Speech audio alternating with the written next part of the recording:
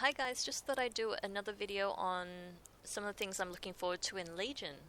So there are a lot of things to choose from, but I thought I'd just focus on a few of the big ones for me.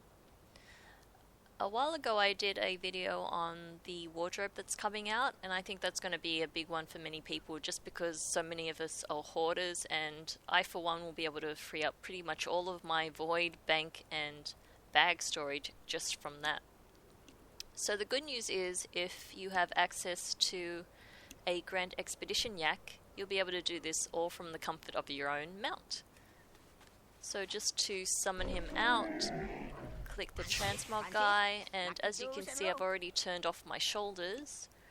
Turning off an item seems to be free, but then if you want to go back to a certain appearance that has a cost, as you can see there. I think that's fair enough. Farewell, friend of the Grummels. Also, with archaeology, they've flipped all the branches now so that all the current ones are now at the top of the first page, which is another great addition, I think, because it used to be so annoying when you'd have to open your book and flip to the second page every time you want to see what you were up to. As you can see, only two of the branches have opened up, the Demonic and Highborn, and hopefully sometime in the next 1 or 2 weeks, the High Mountain Tauren will open up as well. Same with the current expansion, there's a chance to spawn some sort of spirit or, related spawn anytime you're digging in a certain area. For the Demonic, we're getting one of those wormy Tunken models, which is much like the pet that we'll be getting. And the Highborn are getting a sort of angry wisp, which is kind of interesting. So it makes me wonder what we'll be getting for the High Mountain. Maybe some sort of angry melee Tauren, who knows. I guess we'll have to wait and see. Third thing is for the achievements. This is something that has been on my wish list for years now. We are getting a search bar, which I think is fantastic.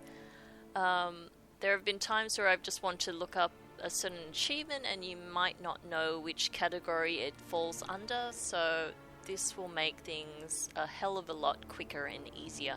So for example, the pet battle achievements, there are a certain number of tamers where you have to defeat them using a certain family. So let's look up a tamer. Here we go.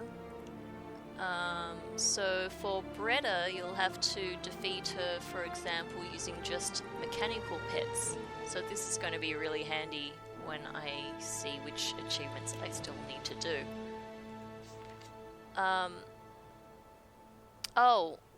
Also for archaeology, a great change is when you're out in the field digging a certain dig site, as soon as you're standing on top of some fragments, you'll get a little archaeology buff, and basically you'll see a shovel appear on top of your head just to tell you that you're standing on top of something, which I think is another great change. In terms of the order hall, there is a mission table, but the good news is there won't be, say, 20 missions to go through. At most I've seen 3, so it looks like they're really pushing people to go and do things out in the world. You'll maybe spend 1 or 2 minutes in the order hall each day, and the rest is to do what you like. Now, in terms of the world map, you can see all these quests I need to do, and if you want to focus on a certain faction, you could do that, because when you scroll over a certain quest, it can tell you who you're actually doing it for. So for example, this one is for High Mountain Tribe. So if you want to focus on a particular rep, you could just highlight these and see which ones are actually to do with which faction. And also if you want to continue a quest line, you can do that. If you want to do everything in a zone, you can do that. Or if you just want to, kind of roll around from zone to zone, doing a bit here and there, you could do that as well. You may find that a certain quest line in the order hall may take you to certain zones, or if you're doing the archaeology quest, that will take you to other zones. So it's nice that we have all those options. It does really feel like there's something to do every day and it's something different. You're not doing the same set of dailies every day, which I think is fantastic. Here you can see one of the world events that are up. You'll get 3 of these per day to do with pet battles. That's once you reach maximum level, so 110. So the good news is these 4 outer zones are all leveling zones, and that is good. And it's also kind of, I think, one thing I don't particularly like once you reach 110, because that means all 5 zones will be 110. So all the mobs, when you're running through, everything will be 110 and elite. So that's kind of cool and uncool. But Cymre will be the kind of end zone. That's the one people will kind of dive into once they reach max level. And I think that's about it. I forgot to mention there were 2 more things.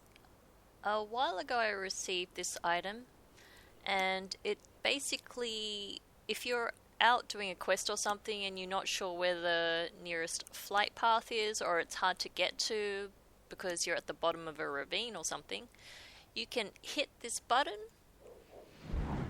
and you will be basically teleported to the nearest flight master, which I think is pretty cool.